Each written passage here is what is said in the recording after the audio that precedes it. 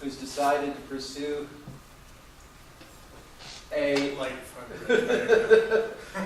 both as a practitioner, but he's also pursued things on the academic end as well. So he has a number of publications, including Municipal Ethics Regimes, which is coming out in the second edition soon. So obviously, last week. Oh, there you go. So obviously, the first edition did extremely well. He's now on to the second. He's also the author of Law of Government Ethics, Federal, Ontario, and British Columbia. So he has a number of very important publications in this field. He's a recognized authority in this field, and he's going to talk to us about, as you can see, conflict of interest, a reflection. I should probably also add that he is a former integrity commissioner, and he's served in that capacity for a number of local municipalities in the province of Ontario. So he's bringing not only his conceptual, theoretical knowledge in this field, but he's bringing his practical experience and working directly within municipal government as an integrity commissioner. So please welcome Greg with us.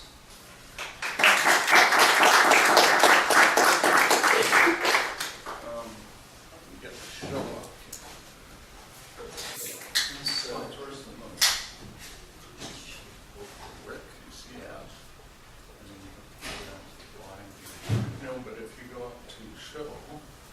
Oh, maybe you know this better than I do. Yeah. Slideshow from beginning. If we go to the other and click it. That one? Yeah. There you go.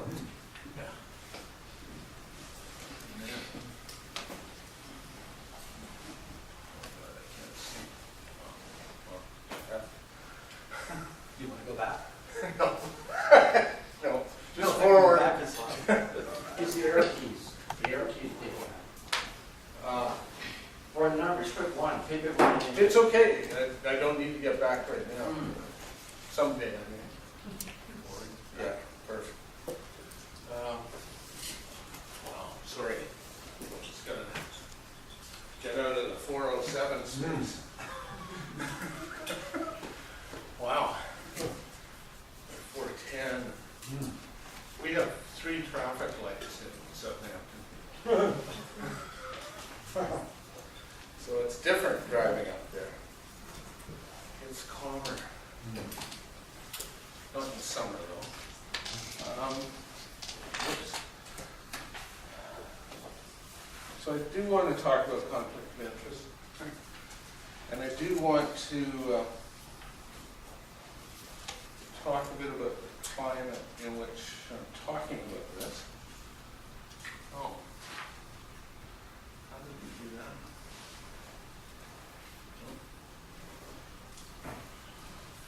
So a bit about the context, some definitions. Lawyers tend to just, everything will appear as a definition, and in some way it probably is. What conflict of interest is, in my view, and what the conundrum I see is conflict of interest legislation keeps getting developed. And then what I call behaviors beyond conflict, which is part of what the conundrum is. Are you confused yet? And then a bit about regulating conflict, and I will talk a bit about actually preliminary conclusions, and some of these cases we'll just allude to as we go through them. Morneau case is particularly interesting in terms of the enforcement or lack of it, of conflict of interest. The Trudeau case isn't actually a conflict of interest case, so it goes to the behaviors beyond conflict, accepting gifts, etc. So they're good in a sense. Yeah. But mostly I just want to reflect on what conflict is. It take a couple of things away. The bottom line in this of interest and corruption are different.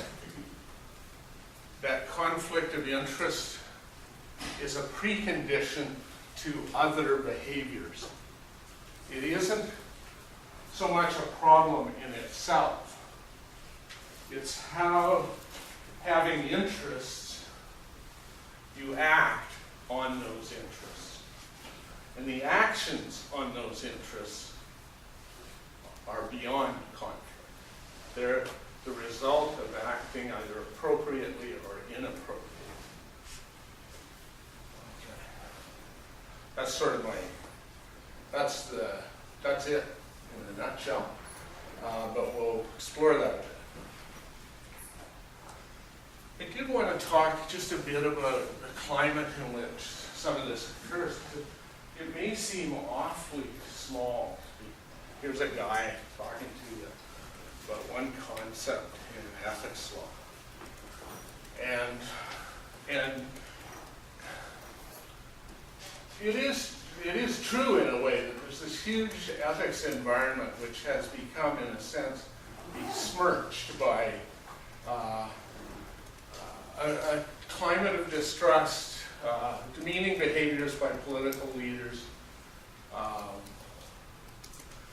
and somehow they're able to put us into an incompassionate and unfair position. And you just have to look at the behavior of the President of the United States to know what I mean. It's not the only one, though. There's all kinds of little Trumpkins all over there, all over the world. And it's so this may seem small. It's important, though, to think about the issues I'm going to raise, I think, to help build a better climate and to hang on to something. So I mention that because it is, well, sadly where we're at in a way. It does raise a question, too, for me that David Sugarman asked me years and years ago when I was speaking on a panel here. And he said, so you're building all these institutions, conflict of interest mechanisms and enforcement agencies. Aren't you actually just contributing to distrust? Because you're creating agencies which, in a sense, distrust. And I'd say yes and no to that. I think that they are a means to help people understand the concepts, and the agencies are means to help people do better. So in that sense, in theory, they will build trust. But I'd be hard-pressed to say here, say 20 years later, after the introduction of, say, the Members Integrity Act in Ontario, that trust has really exploded. It's sort of the other way. So I wrestle with that question often. The next general thing I'd like to say is, and why this piece of ethics law matters, is because public service matters so much. It does. I haven't talked about this a lot. Whenever I used to do talks in the past, I always started with this because it really is the key to this. Service itself is serving others, serving something beyond yourself, and that's important. And public service really provides socially necessary service. It seems odd to have to say that, but it's true. It's just true, and we need to support those services, if for no other reason than we absolutely need them. Fire, water, all kinds of things. But to have those services work well, they have to work in an ethical manner, with integrity and fairness. And so we come again to why some of these concepts matter. Okay, so I want to I don't have much more to say about each of these than what's on the slide, but it's important to distinguish them. Bias is very general. It is a predisposition to something.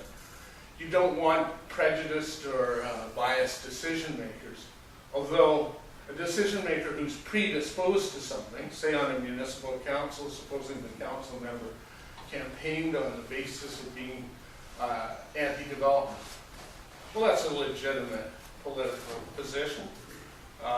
That's a predisposition. But if they're making a specific decision on a zoning matter where somebody's come before them, they have to suspend their bias. They have to be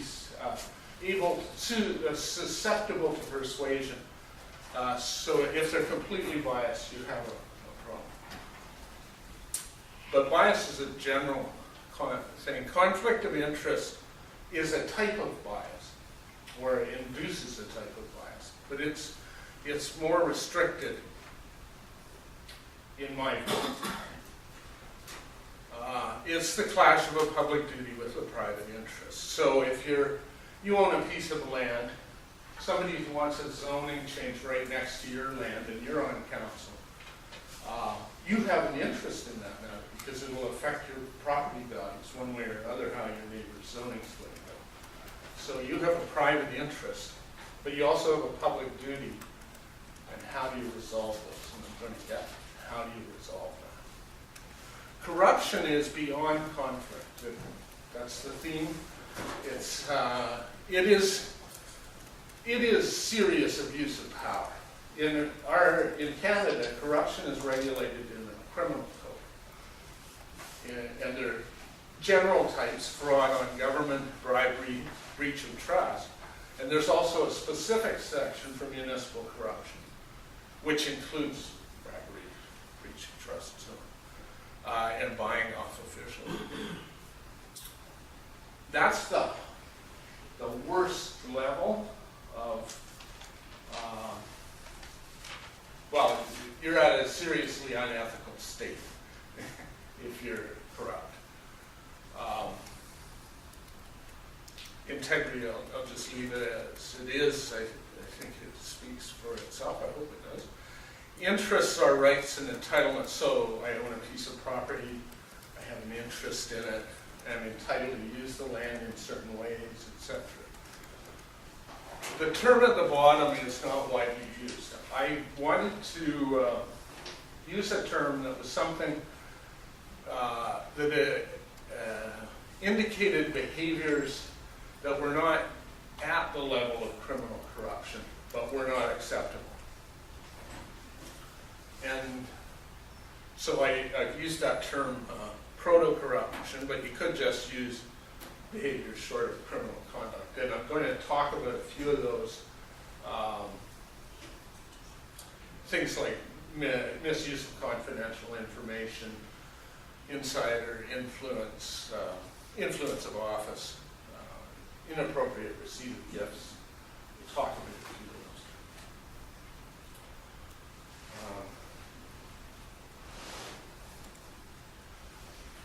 those. Okay. In terms of interest in government ethics law, the standard for generations has been, we talk about financial interests. If people have a financial interest, that's a problem in something. That is the most common standard throughout North America and through almost all municipal conflict of interest legislation in the country. The provincial level and federal have started to deal with what they call private interests. So that can be non-pecuniary. It could be, it's more difficult to define exactly. And that's actually why financial interests have been the focus. You follow the money, you've got something there that you can deal with. If you're following a bias, like I want my brother to do well, so I make sure he gets hired at the city. I don't necessarily get anything out of it, but it is an interest. Okay. There are two types of conflict of interest. The most direct and most commonly dealt with is real conflict of interest. And that is, I own a piece of land, I own it. It's pretty obvious I have an interest in it. it's direct. An apparent conflict of interest, this is a long definition. This is taken from the Oliphant, I say that there, the Oliphant Commission. If there's a reasonable perception which a reasonably well-informed person could properly have that a public office holder's ability to exercise an official power is affected by that interest. The best case on this still, I think I may have talked about this at McLaughlin before, but the absolute best case to look at in this is the investigation by former Conflict of Interest Commissioner Oliver in BC of Glenn Clark's involvement with his neighbor. His neighbor built him a deck. Clark paid for all the materials and so on, 2 decks in fact, one at his cottage, one at his home. But the premier, and unbeknownst to the premier, until a certain point in time, his friend was applying for a casino license in Burnaby, and that his friend actually was Pellegrino's and he were both charged with corruption. Clark was found not guilty of corruption because he had no intent at all in taking a bribe, and the judge essentially said he was just kind of dumb. He should have thought about it. Pellegrino's was found guilty of corruption because he was essentially trying to bribe the premier. But that's what the court found. But what the Conflict of Interest Commissioner found was that he was in, this is a good example of an apparent conflict of interest.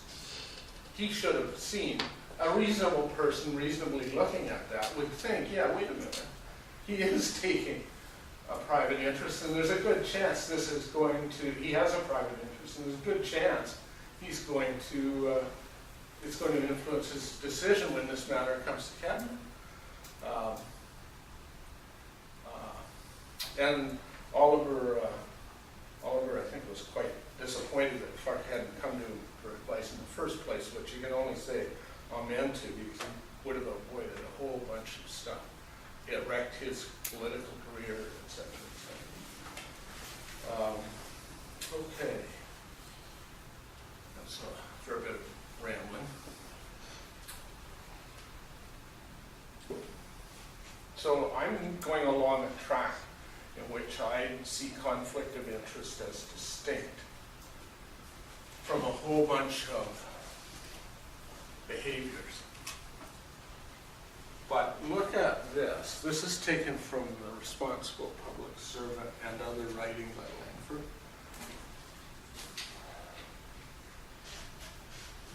Conflict of interest itself is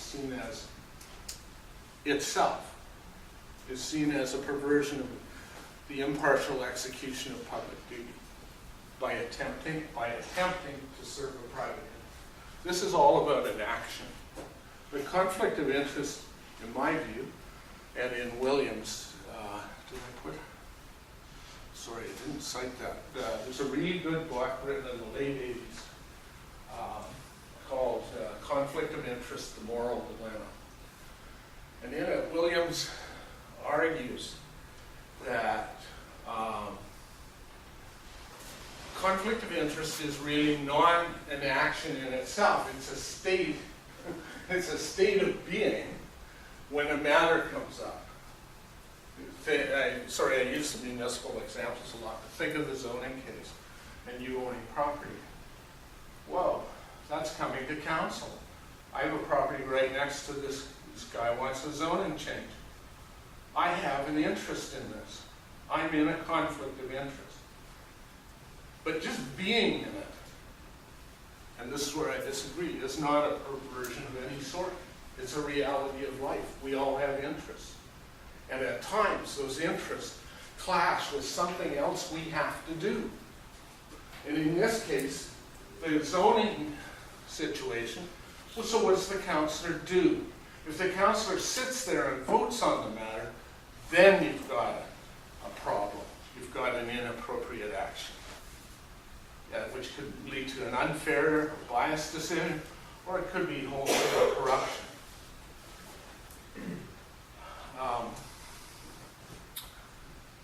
So that's my conundrum. There's a lot of writing now, and a certain amount of the legislation that sees conflict of interest, as a perversion, as a perverse act, but it's not. It's just a state of being.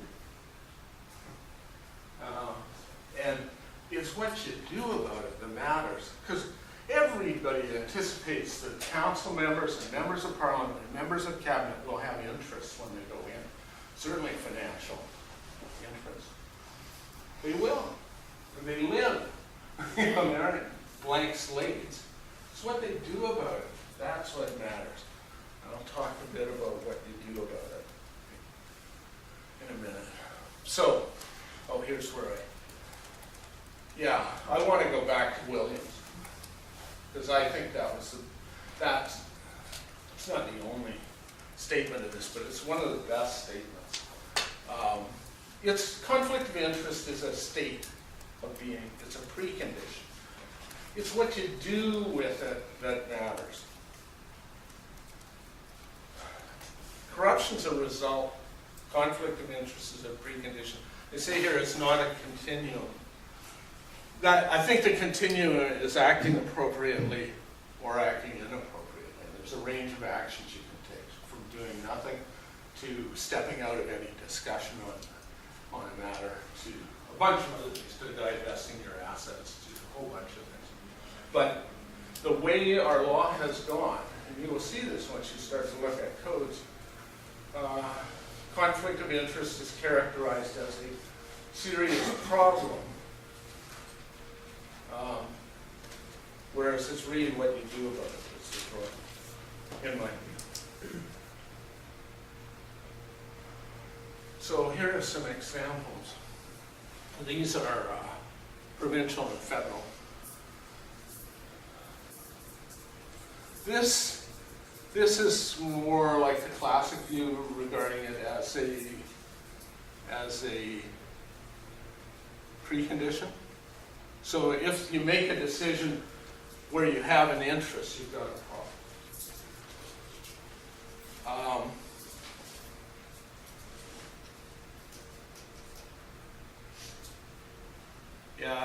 This is so murky. But it has a similar sentiment that it starts to treat, and the whole Conflict of Interest Act federally actually treats conflict of interest as a problem in itself. Whereas to me, it's the beginning of the solution. And it's recognizing that you are in a conflict that leads you to a fair resolution of problems. If you don't recognize it, well, then you go and get into trouble. These are just some examples, and I've already mentioned these. Sorry, how long should I do? Because you know me, I can just sort of break along. Like 30 minutes, 30, 40. Okay, so I'll stop shortly. Selling or purchasing an office, or purchasing a vote's an interesting one. But, so if you buy an office, we've already had a case where that was alleged. Somebody was promised a cabinet seat for doing certain things. Or not running, actually. Somebody was promised something for not running. Example I had personally, a counselor phoned me from BC when I first moved here. I think I may have mentioned this before. And said to me, I know you're interested in this stuff, could you help me? I've been promised $10,000 if I vote on a zoning change a certain way. Is that a conflict of interest? And I said, no, don't worry about that. That's just corruption. You'll be charged and sent to jail. Don't worry about the conflict piece. But that kind of behavior the person who'd offered it had already done a corrupt act.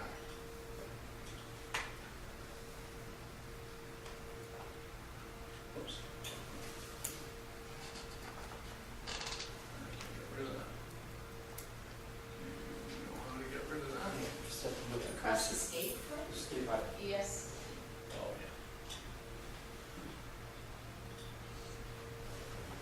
yeah. Yes, sorry. Okay, here I gave an example of these before, but if you look at municipal codes, there are a lot of these, what I call inappropriate behaviors. Improper influence of office. For example, I'm looking at a case where actually I am retired. For reasons which escape me now, I accepted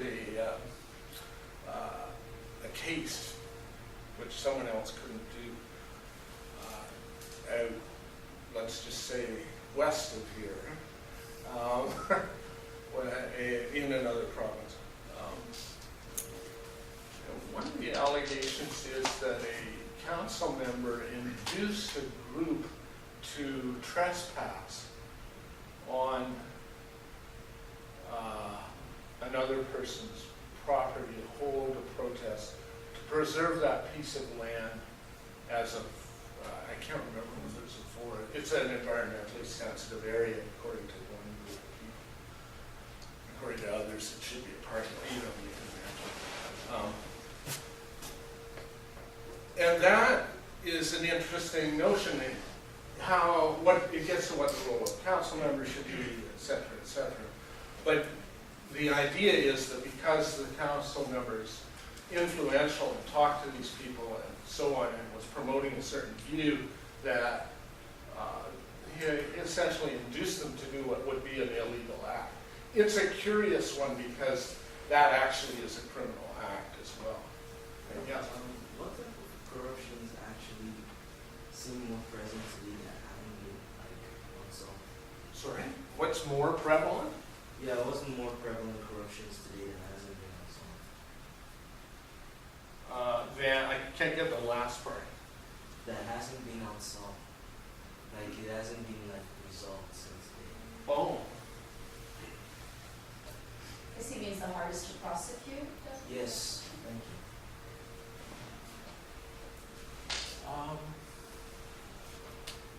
Donald Trump. yeah, but that's not because of what he's done. It would be really easy to prosecute him.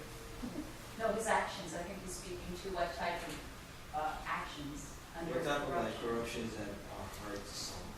Yeah, I know, but I don't think. When it comes to the judicial system, Yeah, that's a good one. Actually, confidentiality. This is sort of prior to what's a real breach. It's a hard question because you're asking me to quantify, in a sense, the amount of work it would take to prove that somebody had misused their office. And I'm having difficulty with that. I can't actually. But if you look at the types of, we've had all kinds in our history. Breach of trust, bribing officials. Take a good look at the Charbonneau Commission, the bribing of municipal officials. There's a lot of stuff in that report. And I guess if you were quantifying, look at how long it took to do that. Yeah. So you briefly just mentioned the breach of confidentiality.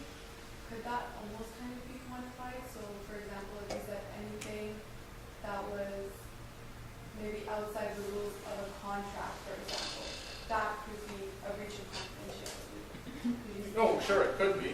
But how do you quantify the work to prove them?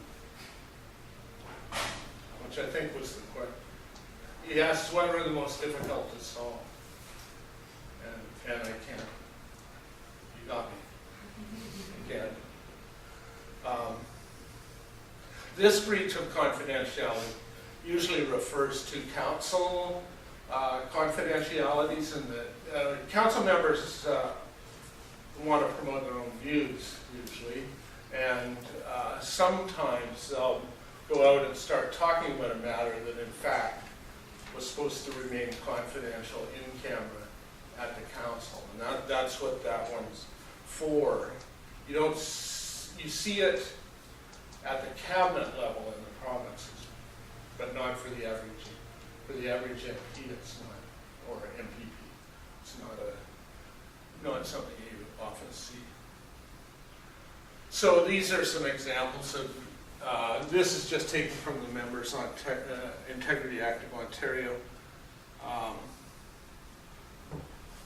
So you're just not supposed to misuse information. If you know something's coming up, like a regulatory change, you're not supposed to tell your investment son-in-law, your son-in-law who's an investor, about a regulatory change that could enhance his wealth.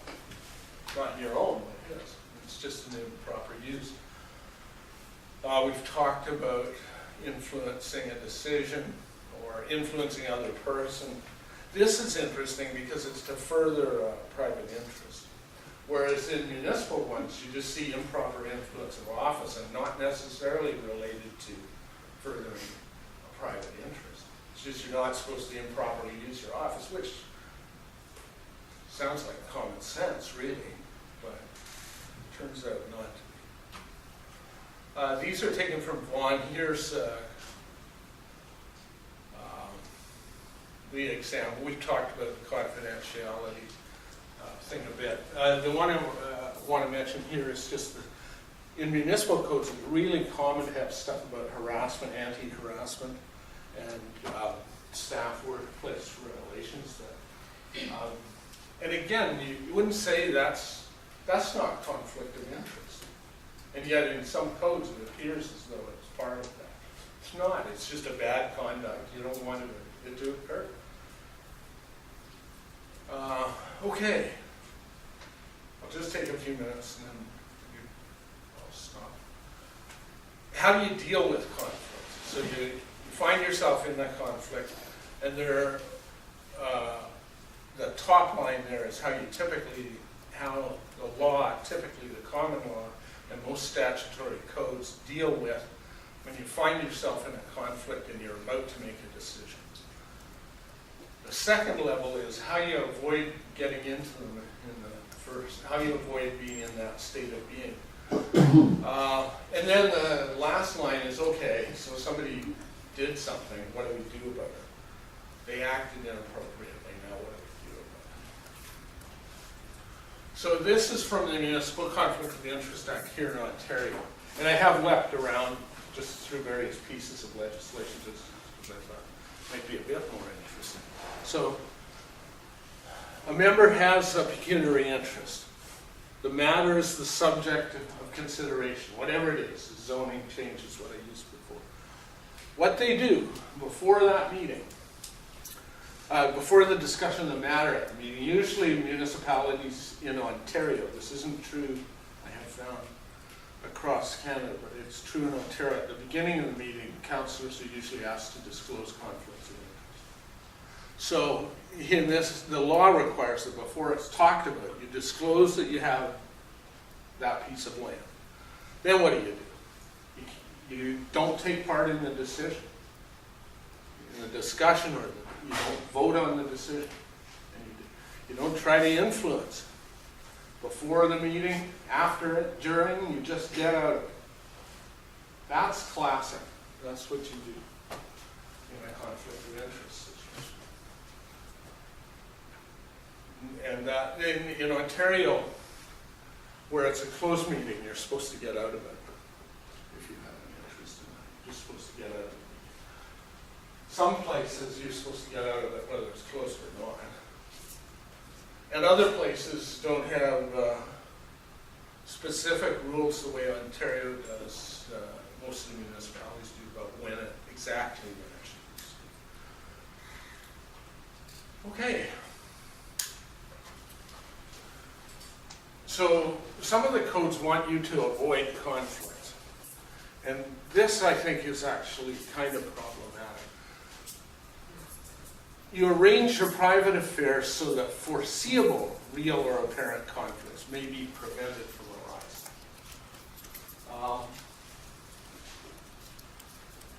Well, that can be really tough, actually. Depends on your investments, depends on what you own, and you do probably live somewhere, and depending on what the vote's about, it may be very hard to avoid. But that's the most general kind of thing you're going to see in avoidance, just somehow avoid being in a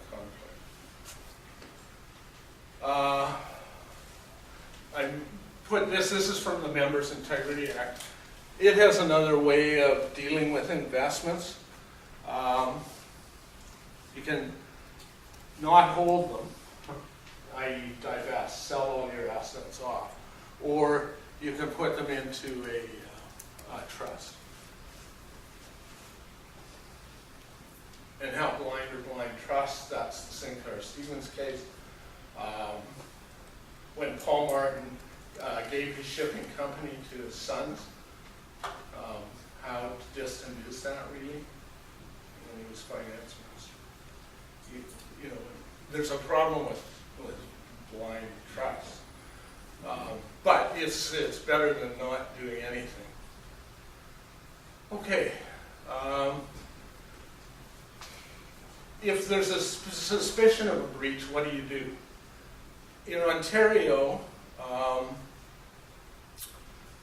as of March, anyway, this coming March, integrity commissioners will be able to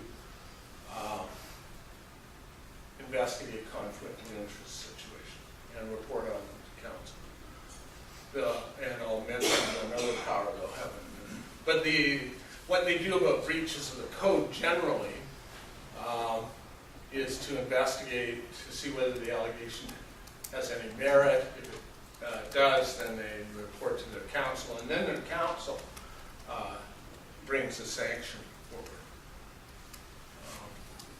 So I've used that example from Land and Shores. And then the final thing is, well, what do you do in most of the country? This is from the Municipal Conflict of Interest Act. I should put, and I did.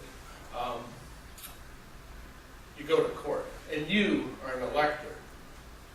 So if you believe that someone in your local council is in a conflict of interest and you want to do something about it, you have to take them to court.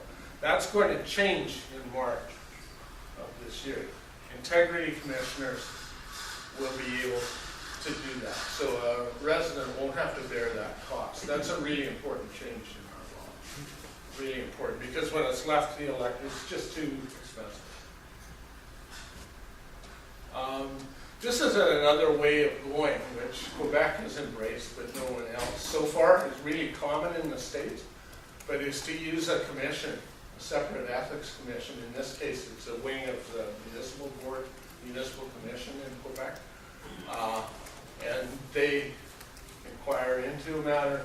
They give a person an opportunity to speak to any findings they make, and then they impose a sanction. So it's an administrative law, classic administrative law solution to dealing with conflicts.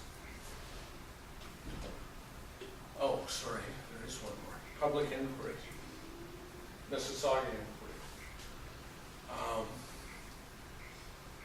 I like the Saskatchewan example because they actually do something with the inquiry. There's a really great report on the rural municipality of Sherwood, in which Sherwood, the mayor, was dismissed by the provincial government for not acting appropriately on conflicts of interest in respect to a development which he had major interests in.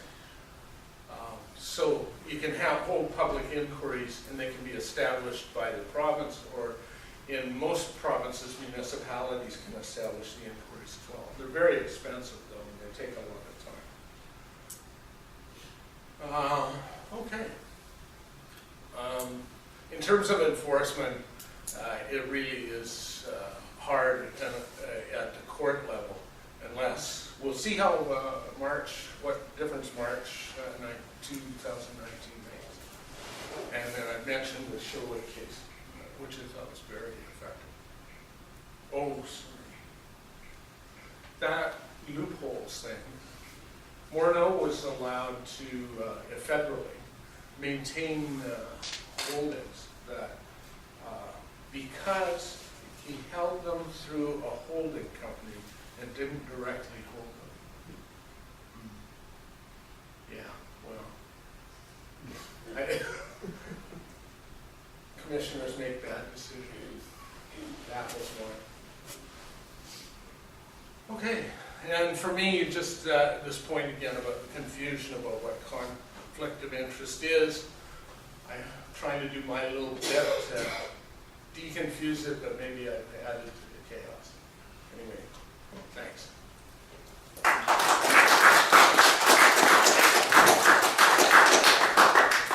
So Greg will open the floor for questions, comments, and discussion. And I'll let you do the instructions. Yeah. So elected officials often have to appoint judges and stuff like that, and they have to implement policies that are in accordance with their sort of political ideology. And in order to do their job effectively, they may hire or appoint people that have similar sort of political ideologies, right? They claim to be, doing so in the public interest, right? But that causes the issue of impartiality. So how do we sort of reconcile this conflict between maintaining a rule of law and fairness and impartiality with, the position of elected officials?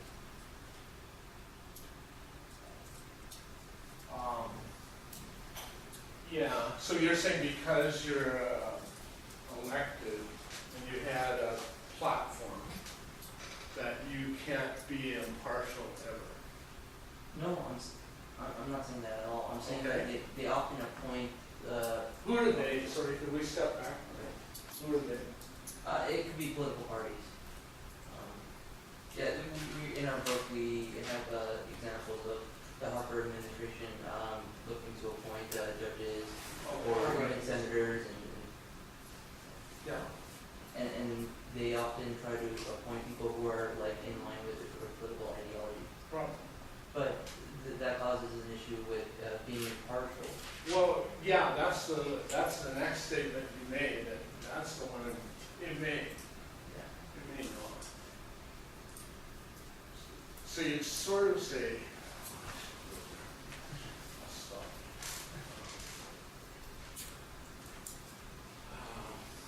Isn't this the part where you say elections have consequences?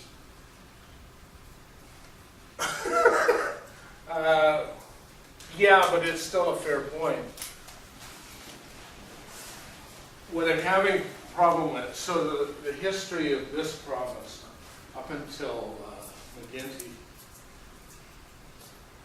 for many, many years, there were conservatives in power. And they appointed conservative, under your hypothesis, they appointed conservative judges. And were all the decisions impartial of all of the courts over that 40 to 50 year period? Because those people were conservatively inclined. Is that your position? Because I don't think that necessarily follows. No, I'm not saying that they are going to sort of follow through on it. I mean that, in order to sort of maintain the integrity of particularly A court. Yeah. A tribunal. Yeah. Yeah, that's why you try to affect the appointments process so that it at least has a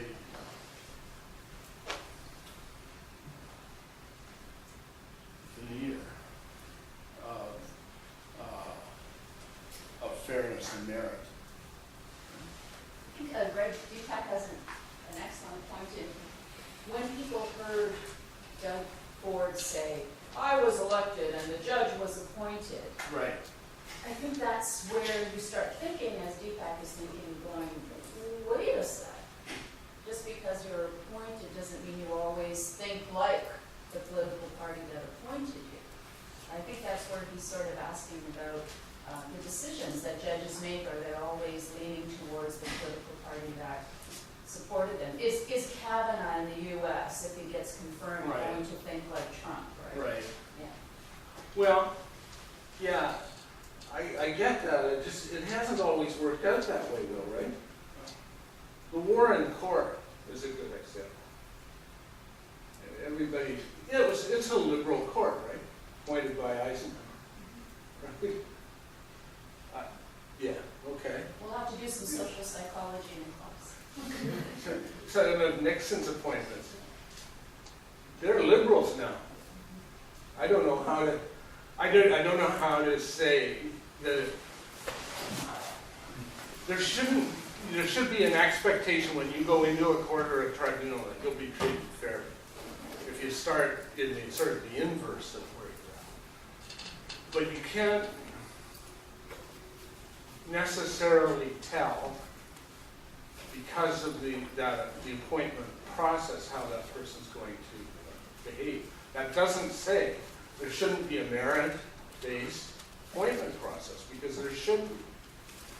It's just when you get, what do you do when you get the choice? There are 5.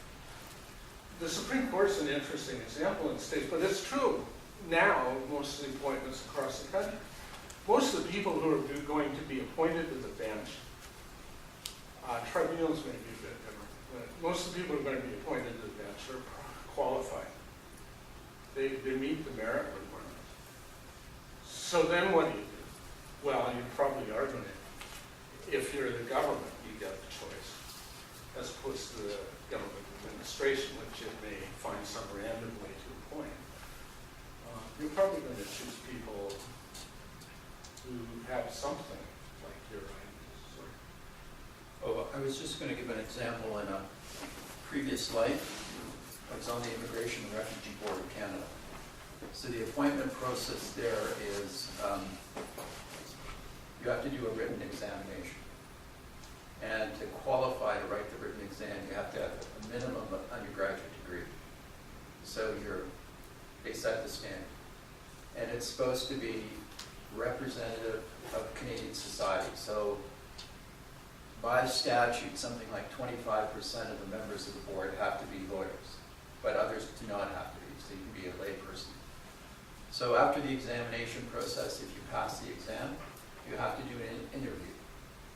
So the interview is conducted, then you're on a qualified list that goes to the Minister of Immigration, Refugee, and Citizenship. And you're qualified for a limited period of time, I think it's 3 years. And then they determine to make a recommendation to Cabinet, and then Cabinet appoints you. Every year, the ethics, an officer from the Ethics Commission comes in and explains the process. And you're required to do a full disclosure of all your assets. And that's on public record. And every year, they give you another form, and you have to identify how your assets may have changed in the intervening period of time. But that's fully disclosed, and it's on the public record. There is an official complaints process. So if somebody misbehaves in a hearing process or in any other way, there's a public complaints process, and that complaint can then go up to the chairperson of the Immigration and Refugee Board, and an investigation can be conducted. What else But that happens? doesn't go to how you got there, which I thought was... No, but I'm just trying to explain. that Once there- you're there, there's a lot of control on you. And there is if I'm not mistaken, if there are any issues in terms of the judicial process, in terms of judgments, there could be public complaints.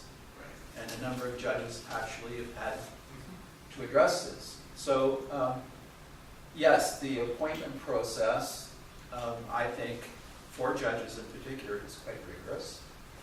The application, I think it's a minimum 10 years of practice in Canada before you can actually be considered to be appointed onto the bench, which is very different from the European system, incidentally. In the European system, to qualify to be a judge, you have to do the state exams. And the state exams are very rigorous. For example, in Germany, you have to do 5 exams in a very short period of time, and those exams are something like 5 hours.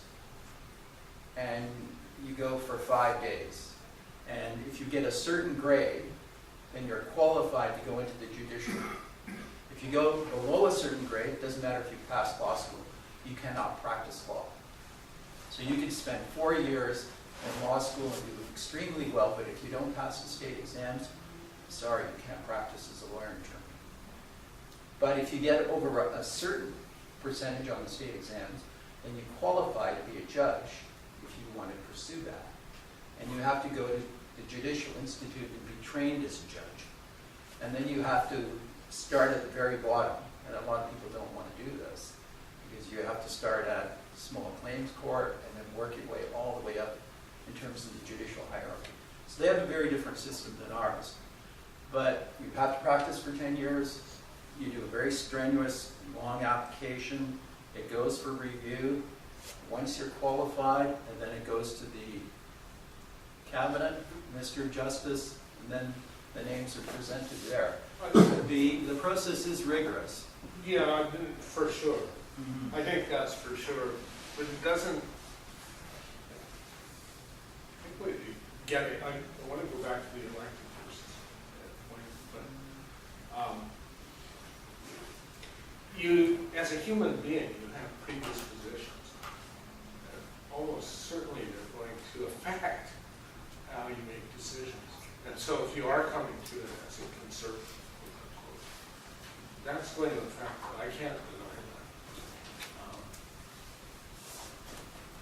that. There are lots of judgments.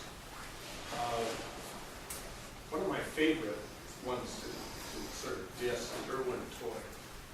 I don't know if you've ever heard of it. It's about commercial free speech. I don't think the charter was designed to give businesses free speech. Where the heck did that come from? And you know that the right-wing critics of the court are always saying it's an activist court. The Supreme Court's activists, they're all a bunch of left-leaning liberals. Well, right out of the blue, they created commercial free speech, which has helped businesses enormously. But what was their predisposition to do that? I don't know. I wouldn't have said they were bought off by anybody. They just came to understand it that way. So I am having trouble with this question too, because I don't have an absolute answer. I'm elected, you're appointed. It's just so grossly misunderstanding of the nature of our democracy that it's hard to believe that person's our premier. Sorry. That's what I have to say on that. Sorry, yeah. Coups have consequences. Sorry? I said coups also have consequences. Coups also have consequences. Jacob's planning a coup.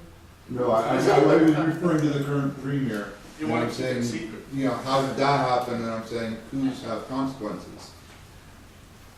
In Yeah, other that's words, he's true. there by coup. He's there by coup d'etat. Sorry. Yeah, I'm being sarcastic, right? So I will So take am this I. back and say it in jest. Rob Ford is premier by virtue of a coup d'etat that happened within the Conservative We're all Party. set. Sorry, Doug Ford. Good point. Thank you. Doug Ford is there. Just trying to Fine. bring some levity, we need more Right. questions. Yeah, someone else had it. Yes, right. What happened with the whole Trudeau and Aga Khan Island, that entire situation? What has Right. come? Well, nothing much happened. I mean, he was found to be breach of the code because he accepted a gift, and the Aga Khan was in a position where, not he, but his foundation was lobbying for money and had done for several years. And Trudeau had argued that he was a friend of Aga Khan's, and I actually Yeah, I did have a bit of a trouble with the decision because it was, no, you weren't. It was your father. It was. That, well, okay. It was bad judgment though to do what I did. That's a good example of, boy, I need to think about situations. Somebody offers, I know if somebody offered me a helicopter ride to a fancy island to do anything, what are you on about? You know, I mean, really, you got to be careful about gifts. I had the privilege of working in the City of Toronto Legal Department many years ago, and often at Christmas time, developer law firms would send big baskets of food, flowers, and stuff to the city solicitor. And as soon as they came in the door, he sent them right back. Which is exactly the thing to do. Because you don't know, yeah, sure, they're just being nice at Christmas. Sure they are. You know, it's about ingratiation. You have to be very careful about it. Yeah. What was the course of action? What steps did they take, and what should have been the consequence for that? Because an elected official like that, in the highest state, what can you do about it? Yeah. Yeah. Well, in his case, it's just a warning. There's nothing, you know, it's like, don't do it again. Because you can't remove an elected official from office that way. A court could, in the municipal level, under the Conflict of Interest Act, remove somebody from office. But it's true at the provincial and federal levels. There's a system of what's called administrative penalties, so there can be cash penalties. And I noticed the former commissioner had asked that those be expanded so that she'd be able to levy fines, more fines, which was an interesting transition for her because I remember asking her in a public meeting, what about the administrative penalties? And she said, I don't think I'll ever use them. But by the time of the end of her term, she was thinking, I really need to use these. Yeah, you're right, the consequences for the code violations are not great. For corruption, if you're found guilty of corruption, you will lose your office because you'll be put in jail, likely, or given some kind of sentence, and then you can't hold office. So it depends on what it is, but in that case, no, it's an inappropriate behavior, so then you try to find a sanction or warning that's suitable.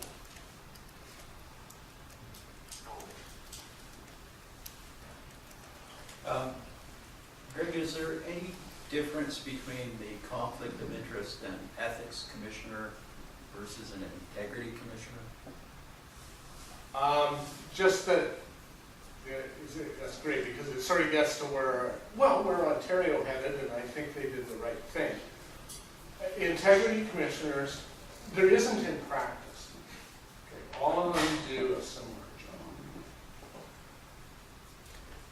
But it was in '94 that Ontario changed the name of the act from the Conflict of Interest Act to the Members Integrity Act and changed the commissioner's name to Integrity Commission. And they did that because you're dealing with more than conflict of interest. And I think that's the ones who are conflict of interest commissioners, like in BC, its act's very similar to Ontario's. And former Commissioner Oliver did try to get the name changed, but for reasons that escape me, I don't know why places haven't done that. So calling somebody an integrity commissioner is a recognition of a broader set of tasks. And I think it's the more appropriate, or ethics commission would be okay. That'd be fine. But just conflict of interest commissioner as in BC and Manitoba and a bunch of other places. That's not enough. So I came in late. I have a question about reporting lines and ethics commissioners. Oh, okay. So this is a bit of a loaded question. I live in Vaughan. We have an excellent ethics commissioner. You do indeed. She's outstanding. She is. And I wanted to get your thoughts on who should the ethics commissioner report to? Should it be council or should it be a city manager? Because this did come up in Vaughan. So let's say. And it's with respect to the code of conduct for councillors? Yes. Yeah, to council. I think council, the model that, there are two municipalities that are going against what I call the ombudsman model. One is Hamilton and Caledon. I'll talk about those in a second, but the model is essentially an ombudsman model, that the commissioner possibly can resolve complaints, but investigates and reports, and is not a decision maker, is a fact finder, and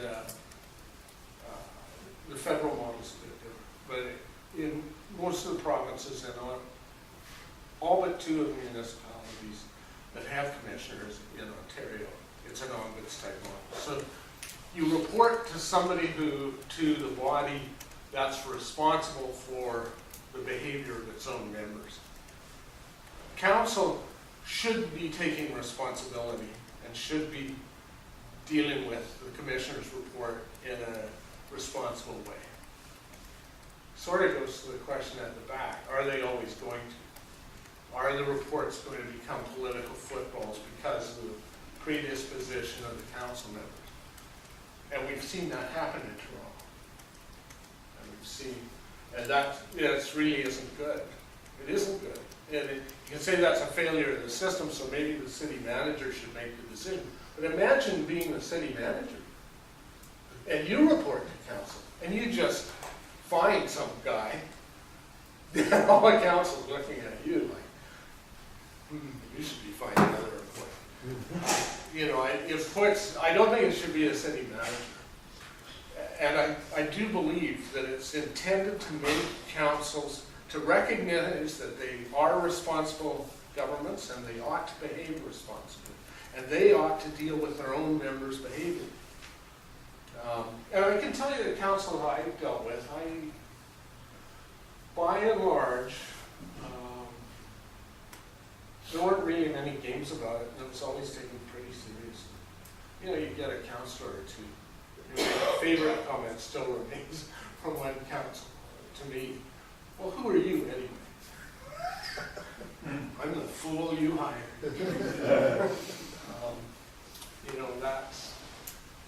But I think that's the best. The two places that have tried to deal with the conundrum of the politicization of the report are Hamilton and Caledon. And what they've done is they've delegated the sanction power that council has to the commissioner.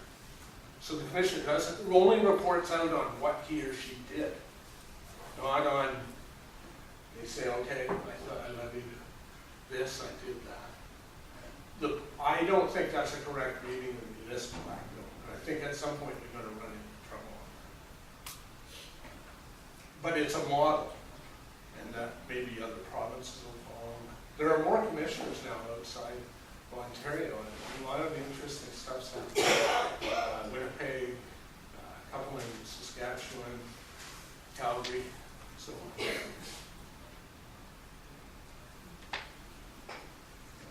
How do you become an ethics commissioner? You foolishly apply. How do you become an ethics commissioner? You mean what background should you have? Or, Yeah. Or typically they have been sort of done by request for proposal, so you do literally apply, but you have to obviously state your qualifications and what would make you appealing to them. The backgrounds increasingly are lawyers' backgrounds, are legal backgrounds. I'm not keen on that myself, even though I am a lawyer. We've had, in the short history of the commissioners in Ontario, we've had people who were social workers, and the most interesting one among us, I think, was a theologian. interestingly, of all of us, her workload was too much, so she had to stop. But she, you know, bring a very different perspective. And typically what they will say is, they won't say you have to be a lawyer, but you have to have some experience interpreting statutes, interpreting documents, and so on. And so tribunal experience would help, and you often don't have to be lawyers to be on tribunals. Some sort of evaluation like that, investigative experience helps, or training, that sort of thing. As I said, it is becoming increasingly legalistic, and the change that I talked about, the integrity commissioner being able to go to court under the municipal conflict of interest act, that I know a few of the commissioners who aren't legally trained are a bit worried about that transition, both in making the judgment about should it go to court and then how do they get it done. Almost all the commissioners will probably hire someone else, even if they are lawyers, but they'll have more sense of the process. But then, even then, you could say if I've had a fair bit of experience in court, like, and there are a lot of social workers who have like family court and so on. Yeah, I hope they don't get to the point where it's only lawyers, really, because there's valuable perspectives out there. Would you say that people who've done a lot of policy work to become ethics commissioners, or it's more?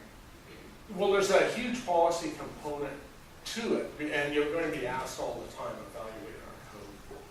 Does it make sense? Is it like other codes? Maybe even write codes. So from that point of view, that's really useful. Also, from a perspective of understanding what the codes are trying to do, I would think for sure having a policy background helps, because you'll be used to dealing with that kind of question. What's the effect of this? Why would we do this kind of legislation and so on? The other pieces, though, not necessarily, although if you're doing a lot of research, investigation is a form of research, but it is different too, because it's the people dynamic and so on.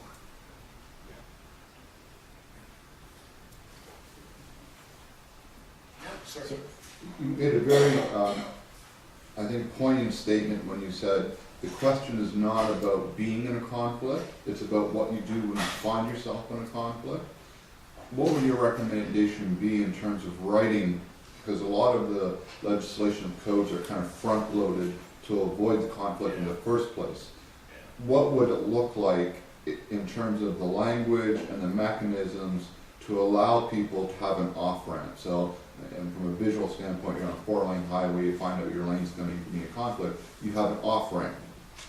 And that would provide you a way to get out of the conflict once you realize you're in one. What mechanisms, do you know of any, have you experienced, thought of any? Well, the classic formulation that's in the Municipal Conflict of Interest Act is essentially that off-ramp. Mm-hmm. Right? It says when you are in a conflict. And it doesn't, there's no avoidance sections in the Conflict of Interest Act, the municipal conflict. Right. There aren't, because they know everybody who runs for council got some interest. You rent property, you own property, you've got some, you got it, or you know, probably a lot, right? I mean, so you have some. So it just deals with what you do when something arises that puts you in that position, and what you do is you declare, withdraw, and not vote. And I think that is what you do, and that is the off-ramp. And it appears in other codes and other legislation, it appears, but you're right, they are all front-loaded with either the principle of avoiding them, Mm-hmm. or a rule Right. that says you have to avoid them, which is almost impossible, especially if they say private interest, not pecuniary. It's almost impossible. I think it's, so if I were writing it, I wouldn't do that. One of the reasons I used the Land and Shores Code, I did write that one, and I tried to avoid that kind of language, because it is what you do about it, not having it. I suppose you could be so conflicted you can't hold office. Sudsbury. Yeah, well, but in a small town, that could happen for sure. 'Cause you just own so much land, right? Yeah. But then it just becomes circular, you're avoiding the democratic process in and of That, itself. well, that's true, and that becomes. And that's why language, and I'd like to see the legislation, the body of work, be more focused on providing the off-ramps than trying to stop people from getting on the road itself. Right. No, I agree with you. I just, doing my little bit. Fair enough. Anyway, it's a very good point. When you consider the line trust versus divestment, Yeah. would you say divestment is the more effective way to ensure that there's no potential conflict of interest? Definitely. But it is, that's a huge problem for a person, and I get that. You know, you work all your life to build up certain equity, and it doesn't necessarily have to be large. It would be a small thing that the commissioner says is a problem. There are another number of exemptions, things you can hold, which they don't see as a problem. But yeah, it is the best. And historically in the States, that's what was done. You sold their shares. And that, you seem to have passed that one. There's time for one last question. Do you think that your approach to conflict of interest would help encourage more people to run for political office, or inhibit more people from running for political office? I mean, it's a big issue right now. Or inhibit people from trying to climb their way up the judicial ladder. That's an even bigger issue right now. So if you've got, say, conflicts of interest that you know about, and you're supposed to minimize or eliminate those in order to run for political office or climb up the judicial ladder, then who could ever stand?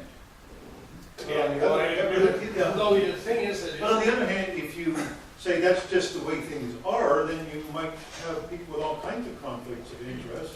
And I think we do have this, running for political office and trying to climb the judicial ladder. So I'm not sure that one way is better than the other. okay, asked and answered. Well, what about your response? Is that the same?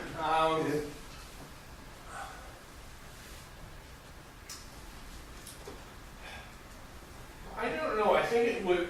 One thing I was going to say is, that as a candidate, you probably aren't even aware of the codes. You can actually ask your next time somebody knocks on your door for any of the offices. Municipal, do you aware of Vaughn's code of conduct? What do you think of it? What are you going to do about it? Not likely. They find out when they get there, which is a real problem. Yeah. So I don't know how much of a deterrence it is. It's like, do you realize that you can't just bully the courts? They have independent powers in our Constitution. They don't have to do everything you tell them. In fact, they ought not to. And yet, I mean, I don't think the knowledge of civics generally is very high among people who hold public office. It isn't. It really isn't. And it's kind of scary. If I wanted something that might really deter people, tell them they have to take a test on what the government they're running for does and what their powers will be. But we need to know more. That's one thing I'd say. But I think if it were more open-ended, that you acknowledge that people will have interests, Yes. and by not putting that front load on, I think it would be less of a deterrent. But then you have to make sure people are conscious. The example I gave of a council member phoning me about a bribe he was about to take. I mean, you shouldn't have to phone anybody to know that that's not good. I mean, really, why are they giving it? What do they expect you to do? I had a lawyer friend in Winnipeg years and years and years ago who defended somebody who turned out to be law-wash. I didn't know that at the time. But she got the guy off. It was some small thing. And the next day, there was was literally a suitcase of money came into her office. You're a great lawyer. You're my lawyer. Boy, suitcase went back right away. But you know, you should know if somebody's trying to buy you. But I don't know. Seem to have arrived.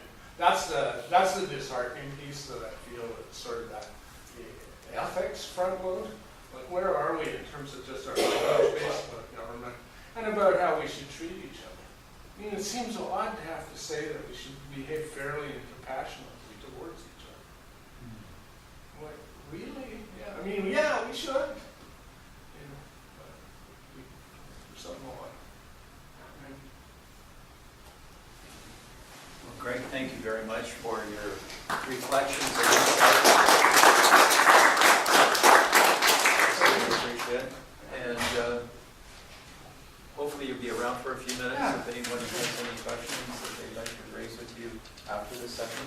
So thank you very much for joining us. Please remember that we have the David Bell inaugural lecture this evening at 7 p.m. and down at Assembly Hall. It would be great to see some of you there. Thank you.